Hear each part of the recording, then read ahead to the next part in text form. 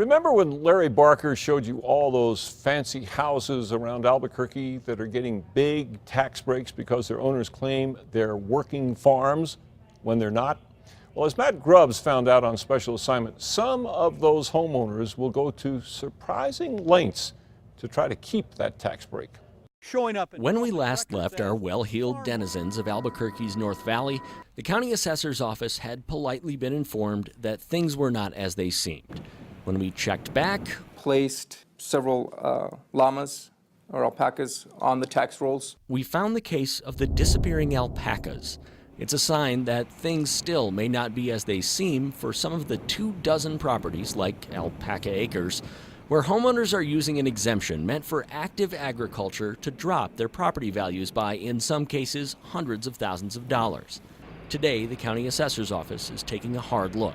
Having our certified appraisers go out to these properties to verify the actual use of agricultural purposes on the land. Boots on the ground might not sound like a major step forward, but since the assessor's office did not have a department to review ag exemptions, it is. Prior to this year, that had been eliminated?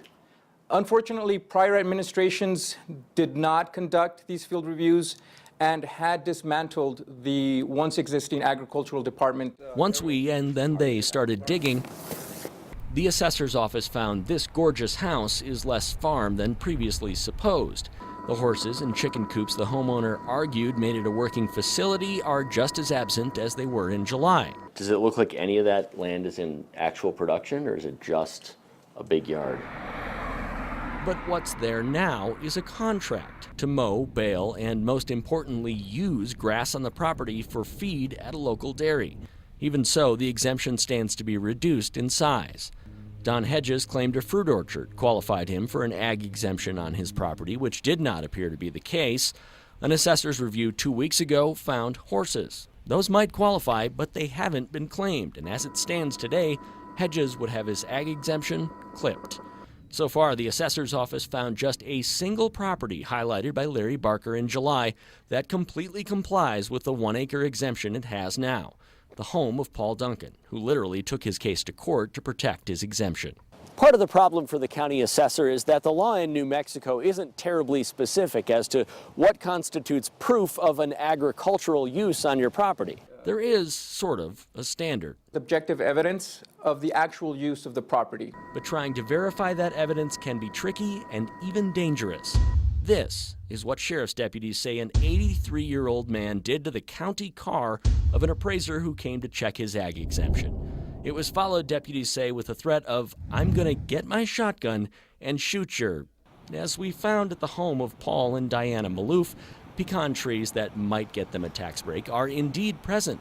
The trick for appraisers is determining what constitutes an orchard. Maybe the best example we found of how far property owners will go to get that tax exemption was at this North Valley home, where a $400,000 reduction in value was on the books because of alfalfa production. The homeowner now claims alpacas. This was on our field review that was conducted on the 18th. 2 weeks ago, the furry, friendly, llama-looking creatures were there. 6 or 7 on there.